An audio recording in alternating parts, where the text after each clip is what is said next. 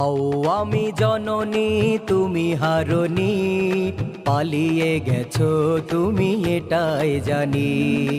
ওগো শেখ হাসিনা তুমি হারনি, পালিয়ে গেছো তুমি এটাই জানি।